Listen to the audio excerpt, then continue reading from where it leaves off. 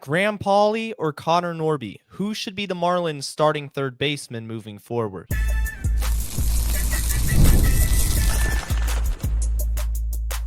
You are Locked On Marlins, your daily podcast on the Miami Marlins. Part of the Locked On Podcast Network, your team every day. Welcome into Locked On Marlins. I'm your host, Jeremiah Geiger. I'm a diehard Marlins fan, and I've podcasted about the team for the last 4 seasons. You can find me on Twitter at Jeremiah Geiger too, and thank you for making Locked On Marlins your first listen of the day. It's part of the Locked On Podcast Network, which is your team every day. Hit subscribe on the YouTube channel, and let me know your thoughts in the comments section. Today's episode is brought to you by FanDuel. Right now, new customers can bet just $5, and if your bet wins, you'll get $300 in bonus bets to use across the app. Download the app today. And on today's show, I'm going to start a discussion regarding the Marlins' third base situation. Graham Pauley and Connor Norby. Who would you rather have? I'm going to explain who I would have, as well as talk about the pitching in Colorado, give a little bit of a series preview as the Marlins head up to Denver to take on the Rockies for a 3-game set, and then talk about the expanded postseason format. I know it's been a couple of years now, but I'm just going to take a look at the standings and explain why this is such a great thing for the sport of baseball. Let's start, though, by talking about the third base situation. Graham Pauley and Connor Norby. And those are the two players it really comes down to.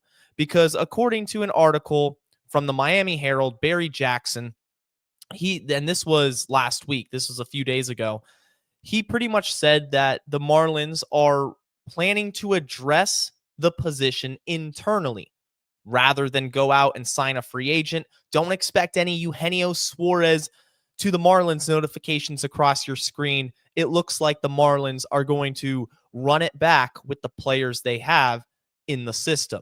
So that means Graham Pauley, Connor Norby, Maximo Acosta can play third base. They have internal options.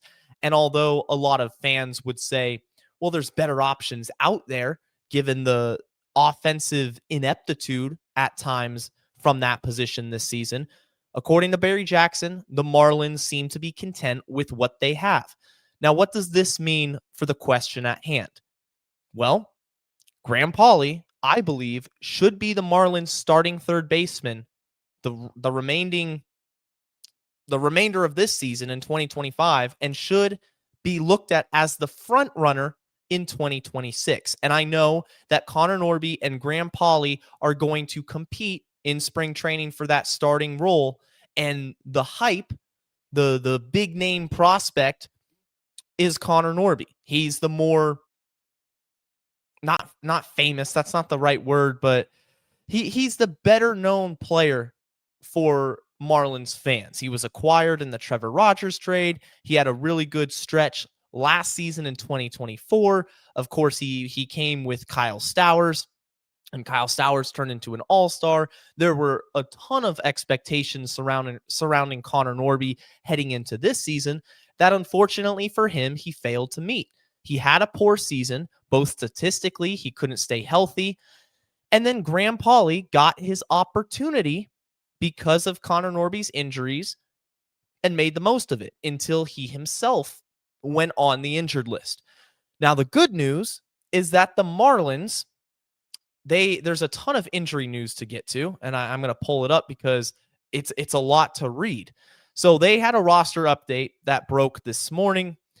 Dane Myers returned from rehab, reinstated. Connor Norby reinstated. Graham Pauley reinstated. Tyler Phillips reinstated from the paternity list.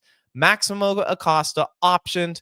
Victor Mesa Jr. optioned. Christian Roa optioned. And Jack Winkler optioned. What does this mean? It means that the Marlins have an influx of players coming back from their rehab assignments. They're healthy now, and they're going to compete for playing time the last 12 games of this season. Pauley and Norby both are reinstated. The starting lineup for the Marlins tonight in Colorado, third base and hitting sixth is Connor Norby and not Graham Pauley. Now, that may be in part because Kyle Freeland is the left-handed pitcher for the Rockies who's going to be starting. Graham Pauley is a left-handed hitter. So they're playing a bit of a platoon matchup here, and I'm fine with that. It makes sense. Hit the righty against the lefty. But when I take a view from over everything, from at the top, and just look down at the situation that the Marlins are in, I think Pauley's the better option long term. I really do. And it starts with his defense. I think Pauley's defense is significantly better than Norby, and it's not remotely close. It's not even close. You can't compare the two. Number one, because Norby is playing out of position. He is not a natural third baseman. Number two, Pauley is just really, really good defensively. He's in the 92nd percentile in outs above average with 6 outs above average. Now you compare that to Norby, 9th percentile, one of the worst defensive third basemen in Major League Baseball, -5 outs above average. So yeah, that factors into this argument here. The defense at third base, that's the hot corner. It's imperative that you have a good defender there. You see guys make a living out of playing great defense. I mean, if you take out the hitting for a second and you just take that out of the equation, there's still a ton of value in a very good defensive third baseman. And the easiest example, and I've brought it up on the show before, is the Cincinnati Reds' Ke'Bryan Hayes.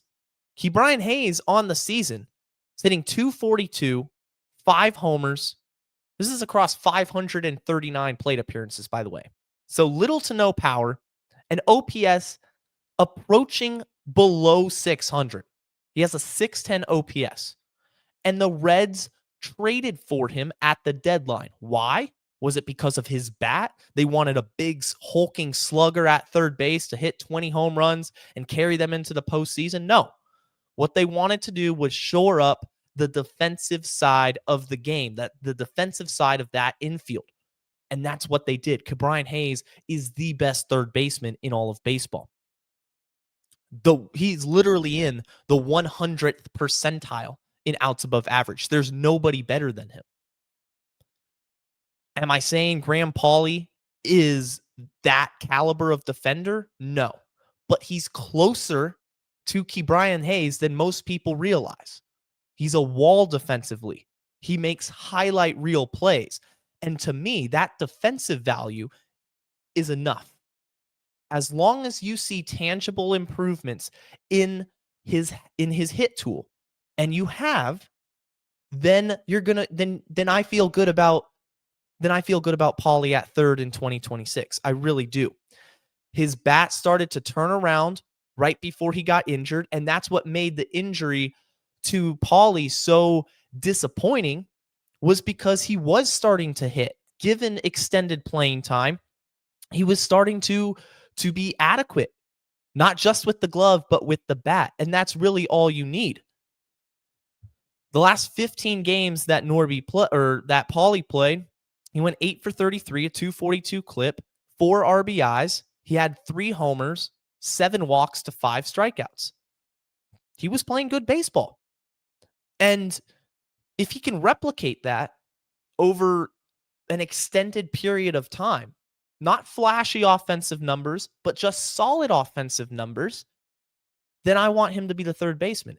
If they're going with internal options, which it looks like they will be.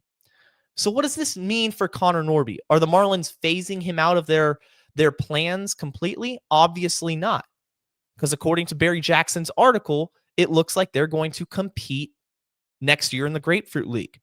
But here's a couple of comments that just didn't sit right with me from Connor Norby. And I'm going to quote. He said, "I'm trying to cut myself some slack at a position I had never played, and I'm trying to do it at the highest level. There's Giancarlo Stanton in the box, or Jorge Soler, or Pete Alonso. Those guys hit the ball very hard. It's a very hard position to learn. I know I'm the guy, and I can be that guy for years to come. The good news is I'm still young. I'm only 25. To me, it just doesn't sit right. Seems a little bit woe is me attitude. Well, I'm trying here. It's hard to learn. Yeah, baseball's hard. It's a difficult sport. Third base is a difficult position to play at the highest level. But why are you openly saying that? You're that guy? Is that what he's I know I'm the guy, and I can be that guy for years to come. I guess I like the confidence. Connor Norby is confident, to say the least. He said he predicted that he was going to hit 30 homers. That was his goal. Or yeah, it was his goal to hit 30 home runs before the season. That didn't end well. I just didn't really like those comments. And I just read this article. It came out last Friday on September 11th. So I'm a little late to the game in talking about those particular quotes. But really what it boils down to is I don't believe in Connor Norby's offensive profile. Unless I see some major changes, specifically his whiff rate and strikeout rate and chase rate, essentially just swinging at everything, then Norby can't be the quality of player that Marlins fans hoped he would be and that he showed flashes of in 2024. This season, he's chasing at a 32% clip. That's not going to cut it. A 29% whiff rate, well below average. Pauley, he needs to cut down on the whiff and chase too. No doubt about it. But he's such a better defender than Norby that it gives him a higher floor. We're going to move on. The Rockies and the Marlins start a 3-game series in Colorado. And I'm a little bit concerned with the pitching staff at Coors Field. And I'm going to explain why right after this.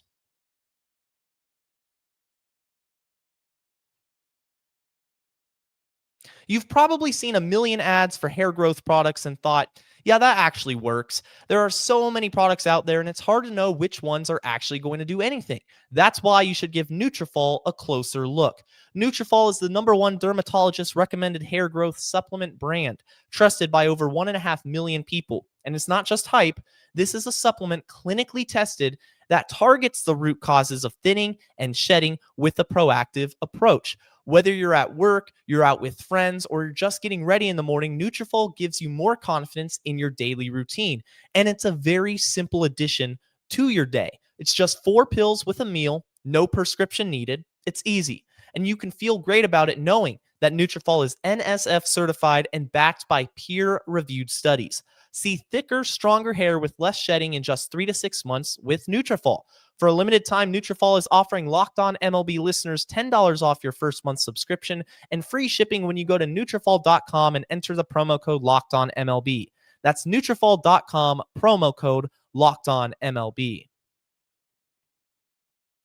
There's nothing like catching a baseball game live.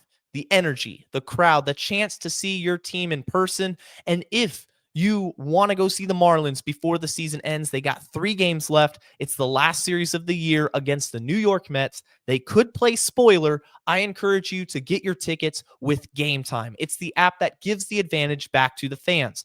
Gametime is fast, easy, and backed by the Gametime guarantee. You'll always get 100% authentic tickets delivered on time and at the best price. Plus, this is the best part, they have all-in pricing. The price you see on the app is the price you're going to pay at checkout. There's no hidden fees. They don't try to trick you or anything like that. If it says $35, it's going to be $35. Gametime is the way to go. It's super simple, and you can actually see the exact view from your seat before you buy also. So download the Gametime app, create an account, and use code LOCKEDONMLB for $20 off your first purchase. Terms apply. Again, that's promo code LOCKEDONMLB for $20 off. Swipe, tap, ticket, go. Download Gametime today. 12 games left in the season. I can't believe this season has flown by, guys. It's been great hosting the show, and shout out to all the everyday listeners who make Locked On Marlins part of your daily routine. Love talking baseball, love talking the Miami Marlins, and they're heading up to Coors Field, which is infamous because of the inability to pitch. Colorado Rockies, historically, throughout their entire history of a franchise haven't had a good rotation. And that's not by coincidence. The air being much thinner means it's much more difficult to pitch and pitch effectively. That's why you see a rotation for the Colorado Rockies with guys with high ERAs. It's not a coincidence. You look at the probable pitchers for the Rockies in this 3-game set. Kyle Freeland, 4.97 ERA. McCade Brown, 9.88 ERA, although in limited time, he might be an opener. Tanner Gordon, a 6.14 ERA. And now I'm curious, I got to see if McCade Brown, no, he is a starter. 4 starts, a 9.88 ERA. But needless to say, the Rockies are not a pitching factory. Nobody would confuse them as such. And the Marlins are heading into Coors Field with their best 3 pitchers currently healthy. Probable pitchers for the Marlins, you have Eury Perez today, Ryan Weathers on Wednesday, and finally closing it out on Thursday is the ace of the staff, Sandy Alcantara. Eury heads into Coors Field, and I have some concerns, and this is why. At Coors Field, when you're pitching in much thinner air at a higher elevation, when you rely upon a 4-seam fastball and a good 4-seam fastball that has induced vertical break, the carry on the pitch, the movement, well, that IVB, as we call it, induced vertical break, is going to drop significantly due to the air, the environment that you're in. And for a pitcher like Eury Perez, who primarily relies on his 4-seamer, that concerns me. By no means are the Rockies a good baseball team. That lineup isn't going to strike fear in the hearts of any pitcher, much less Eury Perez and his talent. And he's a really good arm. But when you rely almost solely at times on the 4-seamer, I think that's when you can get into trouble. Because suddenly the 97, 98 mile an hour fastball with movement is going to be 97, 98 miles an hour, but just flatter, not really doing much. And look, the Rockies are bad, but a major league hitter is a major league hitter, and he can hit a fastball. Anybody in the major leagues can sit dead red on a heater and go for a home run. That's just how it is at this level. So for Eury, I want to see more consistency with the secondary offerings. Can he throw them for strikes? Now, if he can't, if his slider, he's not locating it well, if he's just all over the zone and he has to go back to the heater, then I think that could spell trouble for Eury. And that's why I'm particularly concerned with this start.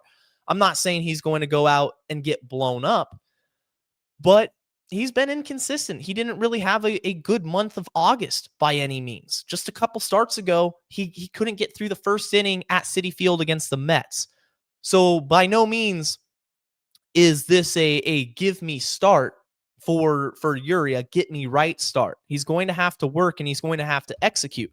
And I think Daniel Moskis knows that. He knows what Eury has to do to be successful at this level, in this particular ballpark. It's not an easy ballpark to pitch in. So for Eury, he's young. He's got plenty of time to develop as a pitcher, and he's only going to get better as the years continue. There's no doubt about that. But when I'm looking at the pitches, the key right there is the slider, the curve, the changeup, the sweeper.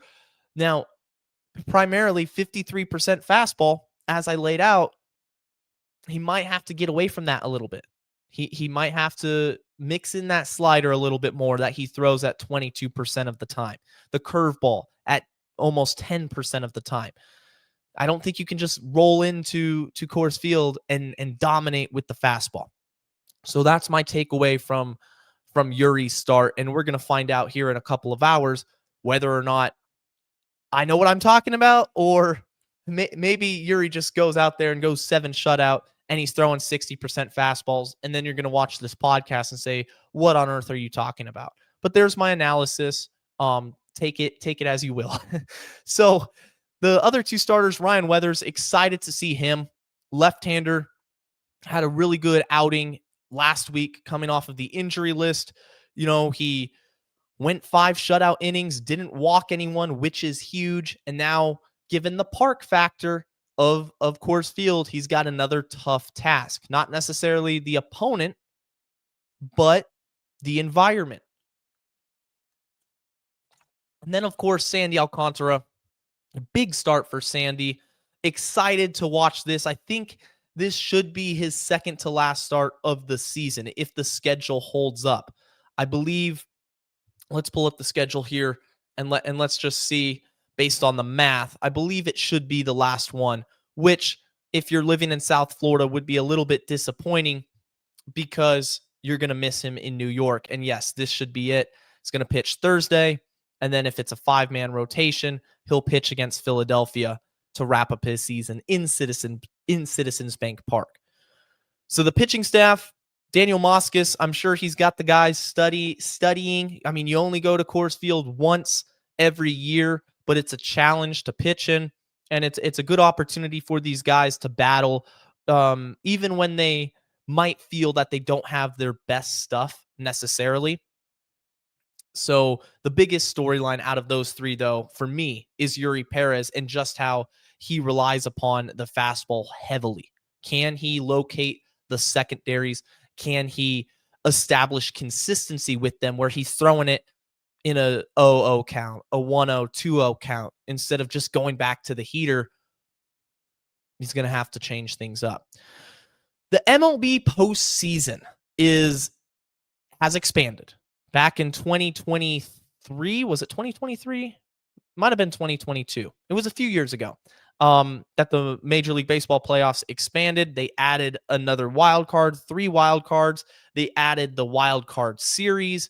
And I think this is great for the sport of baseball. It makes it so much more exciting heading down the final stretch of the season. And I'm going to give you my takes on the expanded playoffs right after this.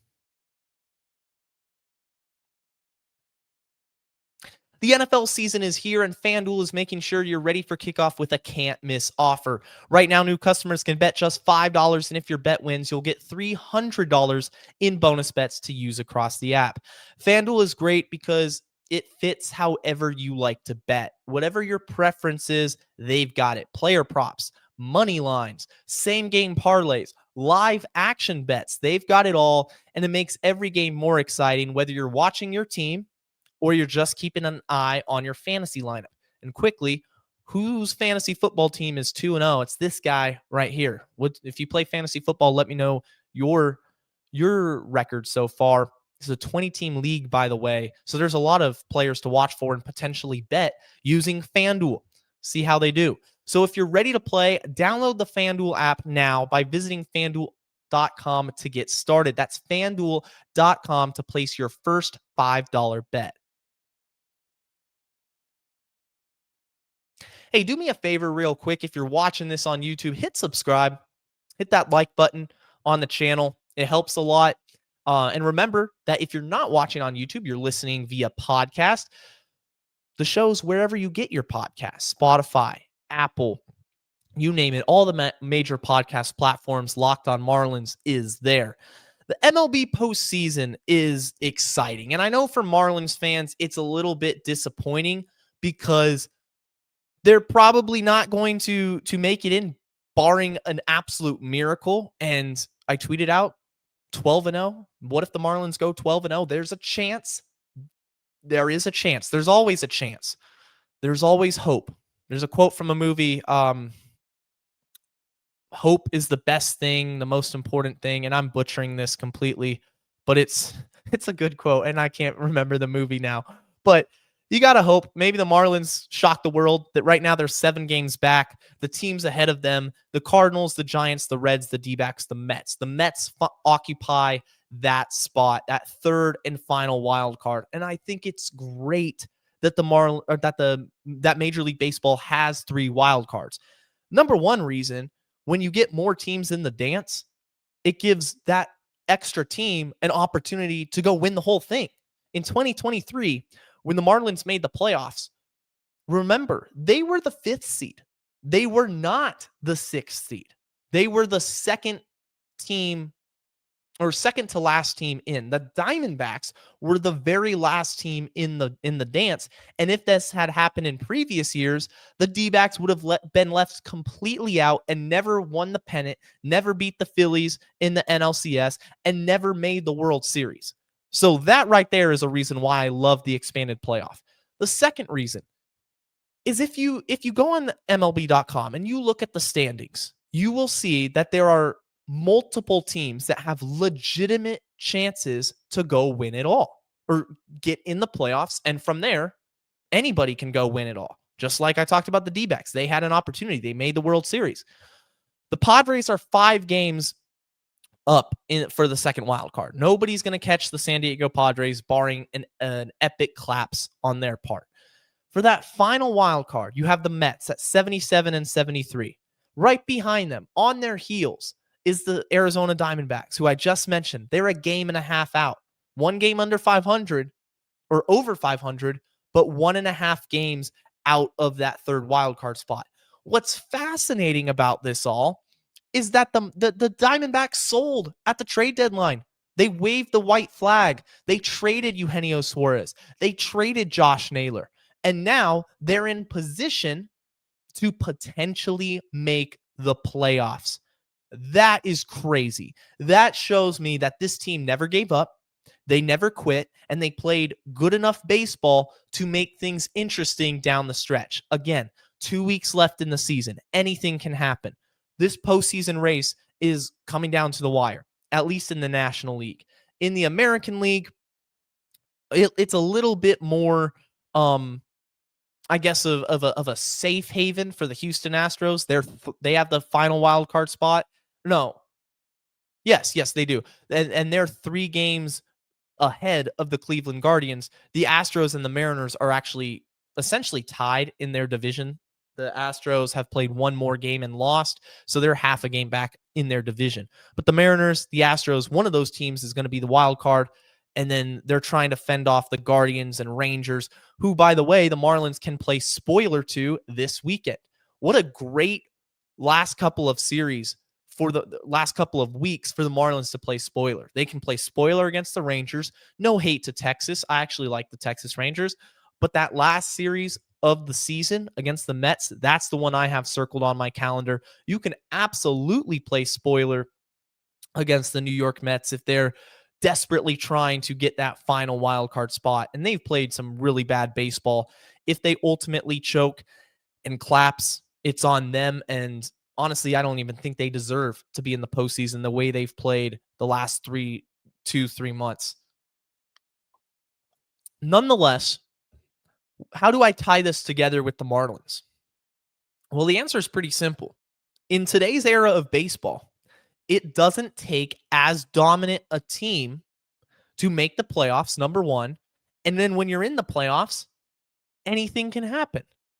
It only takes you to get there and making smart moves, smart personnel decisions, aka the trade deadline, to get hot and make a run at the World Series. And that's what it's all about, guys. That's what the Marlins are building for, is to make the playoffs, to make a World Series, to go win a World Series.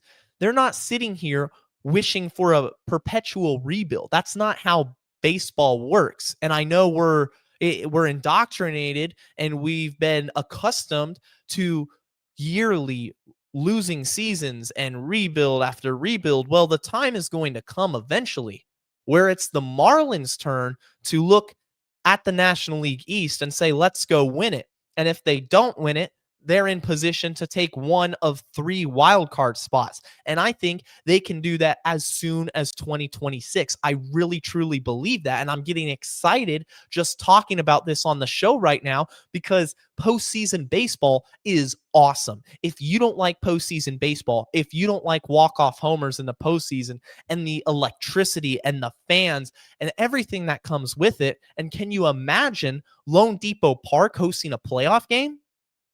Oh my goodness, that would be incredible. The fans would show up for that. I can guarantee you that. And the Marlins would have promotions. I mean, I'm actively just voicing a dream right now. but I think it can become reality. Dreams can become reality. The Marlins have taken such huge steps forward this year, and there's still work to be done to put themselves in that position. But this isn't like the 1990s. They didn't even have the wild card early on in the 1990s, I believe. I'm gonna see before we wrap this up. When was the wild card established? Because there wasn't a wild card game, and the wild card was first established in 1994 to give one non-division winning team a chance at the World Series. So that was just one wild card. Then it went to two. You had the wild card game, which I always thought was kind of disheartening. You win 90 games, you get in the wild card, you play one bad game, your season's done. And then it got expanded to 3 wild cards with a wild card series, which is the best out of 3. So your season doesn't rely upon just one game. I really like the current format, and I think this is going to help the Marlins in the future, maybe as soon as 2026. I'm going to wrap up the show here, guys. I appreciate each and every one of you for tuning in. And until next time, stay safe, stay locked on, and let's go fish.